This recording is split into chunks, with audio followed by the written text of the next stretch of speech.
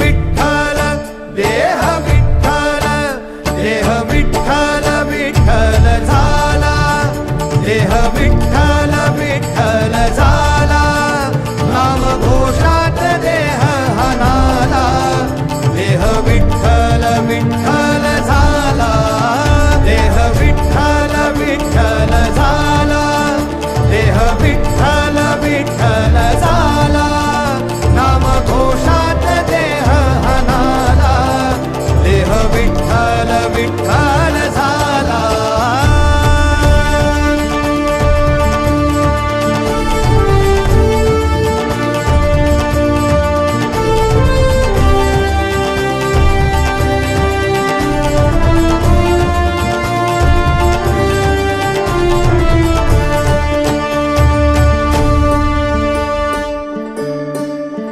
वाहे झुळ झुळ झुळ झुळ इंद्रायणी वाहे झुळ झुळ झुळ झुळ इंद्रायणी माझ्या विठुरायाची दूर पंढरी वाट चालत निघे ही अलंकापुरी साज घाले ध्वज ह्या उभ्या अंबरी बुक्का चंदन भाडी हलावी अवकाश नामान भारी यला देह विठ्ठल देह विठ्ठल देह विठ्ठल विठ्ठल झाला देह विठ्ठल विठ्ठल झाला नाम घोषात देह हनाला देह विठ्ठल विठ्ठल झाला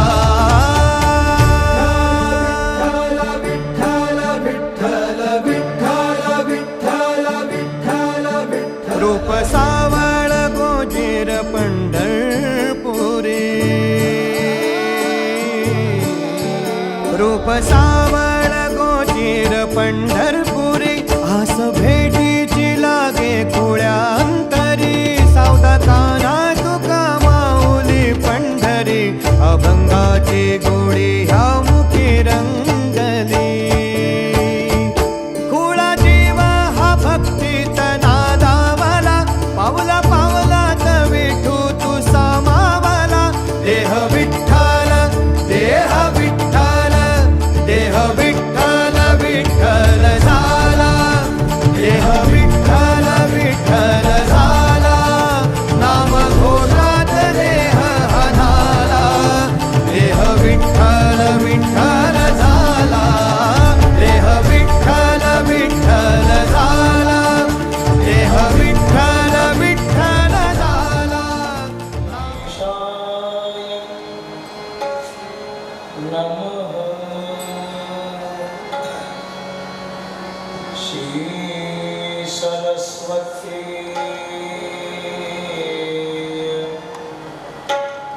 नमः श्री गुरुचरणा विंदा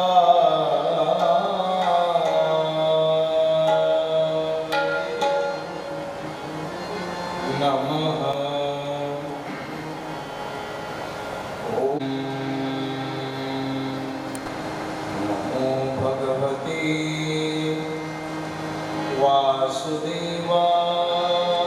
वासुदेवाय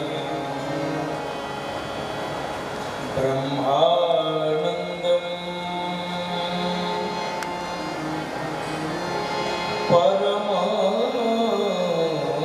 परमसुखदम्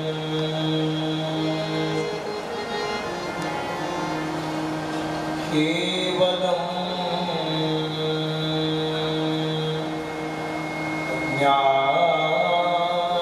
ज्ञानमूर्तिं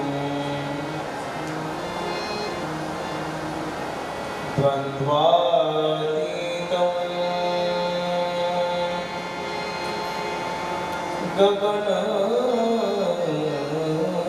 गगनसदृशम्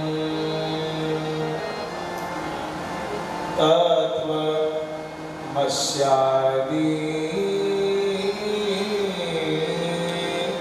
लक्ष्यम् एकं नित्यं विमलमचलम् सर्वधी साक्षीभूतम्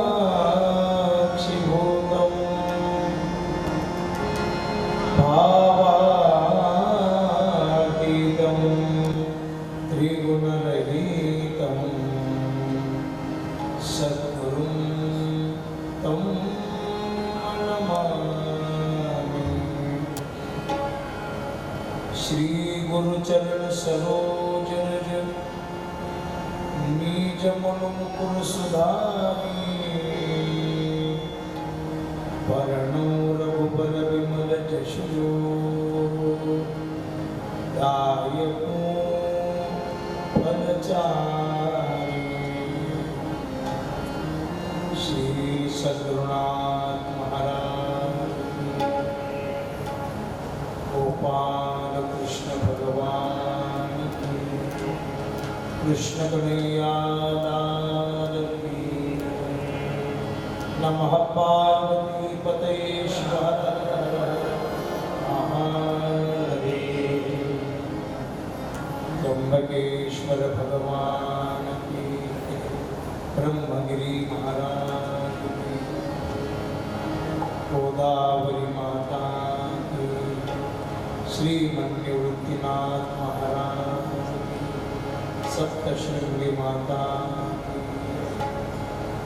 पंढरीनाथ भगवान की, माऊली ज्ञानेश्वर महाराज की, जगद्गुरु तुकाराम महाराज की, सद्गुरु जोग महाराज की, ब्रह्मलीन श्याम शास्त्री महाराज की, सद्गुरु मोतीराम महाराज की, सब संतन की, सब भक्तन की, भारत माता की, हिंदू सनातन धर्म की।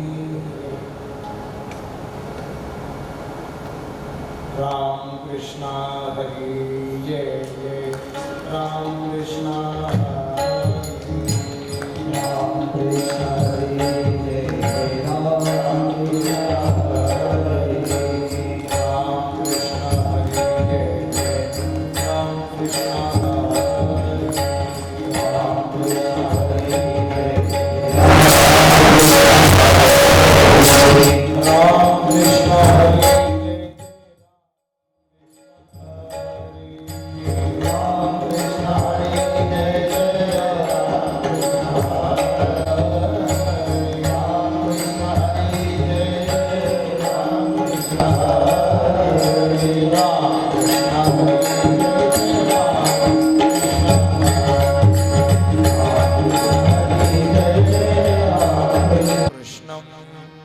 वंदे जगद्गुरुं कृष्णाय वासुदेवाय हरये परमात्मने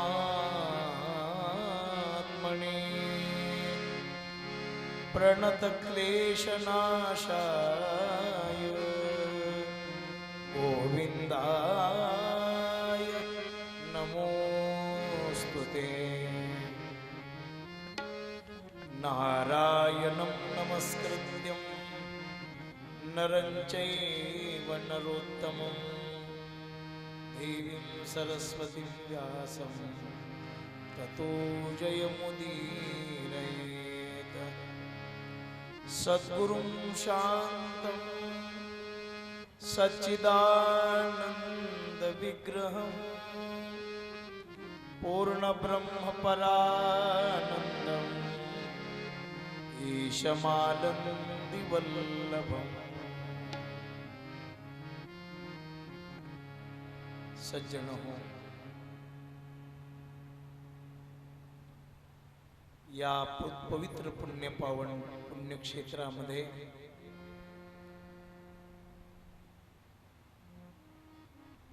वैकुंठवासी श्याम शास्त्री महाराजांच्या या पुण्य कर्मभूमीमध्ये जन्मभूमीमध्ये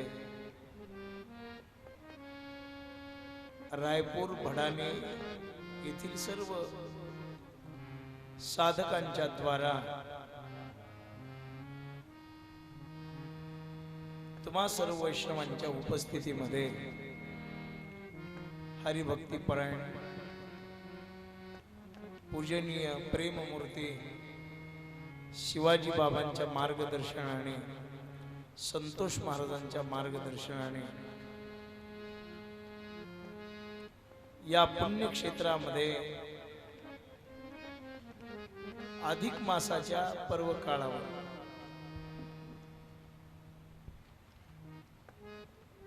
श्रीमद भागवत ग्रंथातील एकादश स्कंदाच्या अंतर्गत आलेला यदु अवधूतांचा संवाद आपण सर्व भाविक भक्त मंडळी श्रवण करणार आहोत. दर 3 वर्षाला येणारा हा पुरुषोत्तम मास, ज्याला आपण अधिक मास म्हणत असतो, दरवर्षी 10 तिथींचा क्षय होतो आणि 3 वर्षाला हा अधिक मास येत असतो. भारतीय संस्कृतीमध्ये, भारतीय महिन्यामध्ये 3 वर्षाला एक अधिक मास येतो. इंग्रजी नववर्षामध्ये 12च महिने असतात, जानेवारी ते डिसेंबर, आणि आपल्यामध्येही 12च महिने असतात, चैत्र ते फाल्गुन. पण हिंदू धर्मामध्ये कधी कधी पंचमी षष्टी एक होते, कधी सप्तमी अष्टमी एक होते, एखाद्या तिथीचा क्षय होतो. आणि क्षय झालेल्या तिथी दर 3 वर्षाला एकत्र येतात आणि त्यांचा एक महिना तयार होतो. तो महिना म्हणजे अधिक मास आहे. पूर्वी याला मलमास असं नामाभिधान होतं या मासाला. हा महिना भगवंताला शरण गेला आहे. प्रभू, माझ्यामध्ये काही शुभ कार्य नाही, माझ्यामध्ये काही भगवत उपासना नाही, साधना नाही, मी काही अधर्म केलेला नाही, माझ्यावर कृपा करा आणि इतर महिन्यासारखा मला सन्मान द्या. त्यावेळेला भगवान परमात्म्याने या मासाला आपलं नाव दिलं, स्वतःचं पुरुषोत्तम हे नाव दिलं आणि आशीर्वादही दिला की या मासामध्ये एखादा साधक, एखादा भक्त एखादी साधना करेल तर त्याची फलश्रुती 100 पटीनं त्याला प्राप्त होईल. अधिक मासामध्ये 1 सप्ताह केला तर 100 सप्ताह केल्याचं पुण्य. अधिक मासामध्ये 1 वैष्णव जीव घातला तर 100 वैष्णव. अधिकम अधिकस्य फलम वरम्ब्रीहि पुरुषोत्तमः. भगवंतानी पुरुषोत्तमाला दिलेला वर आहे की या महिन्यामध्ये जे कोणी साधना करतील त्यांचं कल्याण होईल, त्यांना विशेष पुण्य प्राप्त होईल आणि त्या विशेष पुण्याच्या द्वारा त्यांच्या जीवनामध्ये असणाऱ्या सर्व मनवांछित ज्या काही कामना आहेत त्या सर्व कामना त्यांच्या पूर्ण होतील, असा भगवान परमात्म्याने या पुरुषोत्तम मासाला आशीर्वाद दिलेला आहे. म्हणून या महिन्यामध्ये महिनाभर संसारातलं कोणतंही शुभ कार्य केलं जात नाही. वास्तुशांत नाही, लग्न नाही, ग्रह प्रवेश नाही. मग या महिन्यामध्ये केवळ आणि केवळ परमार्थ करायचा, भगवत साधना करायची. म्हणून तुम्ही भाग्यवान आहात की तुम्हाला अधिक मासामध्ये सत्संगाचा योग आलेला आहे. निरंतर आपल्या जीवनामध्ये भगवत उपासना साधना करणारी ही सर्व संत मंडळी तुम्ही की ज्या साधनेमध्ये अनंत जन्माच्या पुण्याचा सुकृताचा परिणाम आपल्याला उपभोगायला मिळतो. योगी मुनी सिद्ध साधक सत्संगासाठी अहोरात्र प्रयत्न करतात. थोडस लक्षात घ्या, हजारो वर्ष ऋषी मुनी समाधीमध्ये राहून त्यांना जो आनंद मिळत नाही तो आनंद सत्संगातून प्राप्त होतो. आपल्यामध्ये गुणवर्णनाचा विषय करत असताना तुकोबारायांनी स्पष्ट शब्दामध्ये सांगितलेले समाधीचे सुख सांडा व्हाळ ऐसा या कीर्तनी ब्रह्मरस. समाधी सुखापेक्षा सत्संगाचं सुख मोठं आहे. एखाद्या महापुरुषाच्या सानिध्यामध्ये जाऊन आपल्या जीवनामध्ये सत्संग करण्याची भूमिका निर्माण होणं आणि योग्य तो सत्संग घडणं हे महापुण्याचं प्रकार आहे. बहुतांश वेळेला काय होतं आपल्या जीवनात, सत्संग सात्विक असला, सत्संग भगवंताची उपासना करणाराच असला तर त्याच्यामुळे आपल्या जीवनामध्ये परम आनंदाची प्राप्ती होते. तसं सगळं जेवण आपलं पोट भरू शकत नाही. कधी कधी जेवण समोर असताना सुद्धा आपल्याला उपाशी राहावं लागतं. तसं जगातले सगळे सत्संग आपलं कल्याण. अहो कधी कधी विषयानं मिश्रित सत्संग असतात, लोभानं मिश्रित असतात, मानापानानं दांभिकतेने भरलेले असतात. कधी कधी की ज्या उंचीवर गेल्यानंतर आपल्याला पाहिजे तो आनंद प्राप्त होत नाही. म्हणून साधना साध्यंत काळामध्ये वावरत असताना परमाचा भाव आहे तो आपल्याला परम सुखाकडे जाऊ देत नाही. एखाद्या क्षेत्राचं मी वर्णन केलं तुमच्या समोर आणि तुम्ही ते पाहिलेलं नाही, तुम्हाला थोडीशी माहिती होईल की इथून रामेश्वर इतक्या किलोमीटर असं अंतर आहे. हजारो किलोमीटरची त्याच्यामध्ये आणि आपल्यामध्ये दुरी आहे, अंतर आहे. तर आपल्यातलं हे अंतर कपात करण्यासाठी, त्याच्यातली आणि आपल्यातली दुरी दूर करण्यासाठी आपल्याला सत्संगाची गरज आहे. सत्संगाशिवाय देव कळत नाही, सत्संगतीशिवाय देव मिळत नाही, सत्संगतीशिवाय देव प्राप्त होत नाही. आणि जिथं सत्संगती घडते त्याला सत्संग म्हणतात. जिथं खरं ऐकायला मिळतं. काही काही वेळेला परमेश्वराच्या प्राप्तीसाठी निरंतर प्रयत्न केले जातात. कोणी ध्यान करतं, कोणी धारणा, कोणी साधना, कोणी काही ज्याला जसं करता येईल त्या अनंत मार्गाने परमेश्वराच्या जवळ जाण्याचा साधक प्रयत्न करत असतात. कोणाला वाटतं तो योग मार्गाने मिळेल, कोणाला वाटतं तो कर्मकांडाने प्राप्त होईल, कोणाला वाटतं तो भक्तीने प्राप्त होईल. म्हणून अनंत वाटा परमेश्वराच्या जवळ घेऊन जाणाऱ्याच आहेत. पण कमीत कमी वेळामध्ये देवाची आणि आपली भेट घडून देणारं साधन म्हणजे सत्संग आहे.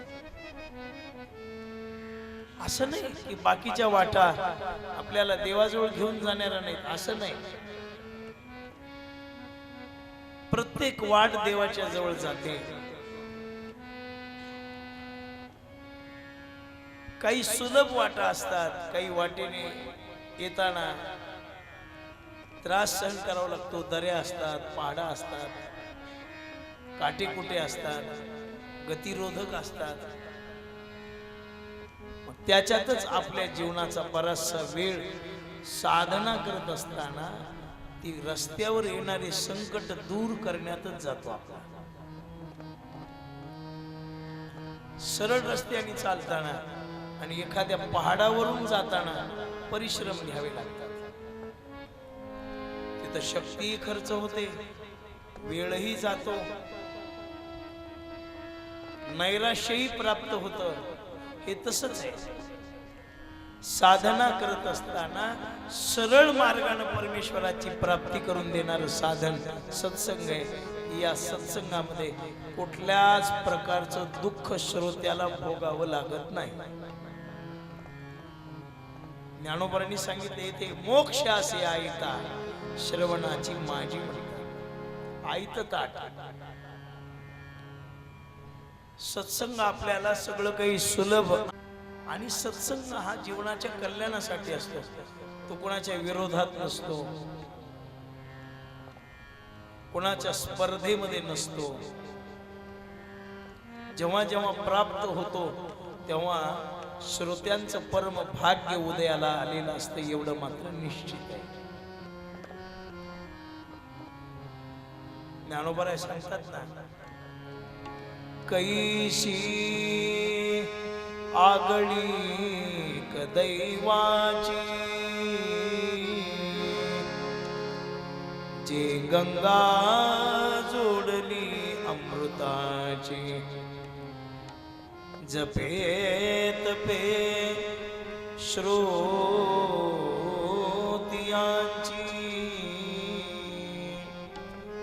फळाशी आली. कशी आगळी काय दैवाची. आपला दैव योग कसा आहे हे महत्वाचं आहे. 2 वेळेला सत्संग होतो, 10 वेळेला सत्संग होतो. अहो जीवनच सत्संगामध्ये गेलं पाहिजे. एका महिन्यामध्ये आपल्याला 2 वेळेला सत्संग घडला, 3 वेळेला घडला तर हे आपण केलेल्या पुण्याचा परिणाम आहे. हा पापाचा परिणाम नाही. पापाचा परिणाम जीव सत्संगापासून दूर जातो आणि पुण्याचा परिणाम जीव सत्संगाच्या जवळ येतो. काही लोकांच्या मनामध्ये काही वेगवेगळ्या प्रकारचे भ्रम असते की हा कोणाच्या विरोधात आहे, हा कोणाच्या तरी स्पर्धेमध्ये आहे. असं नाही. स्पर्धेतून एकमेकाच्या ओण्या दुन्यातून सत्संग घडत नाही. सत्संग घडला याचं फळ आपला आनंद जन्माचं पुण्य असलं पाहिजे की आपल्याला सत्संगाची प्राप्ती होते, सत्संग मिळतो, सत्संग घडतो. सत्संग आपल्याला एका महान उंचीवर घेऊन जातो की ज्या उंचीवरून आपल्याला कोणी खाली खेचू शकत नाही.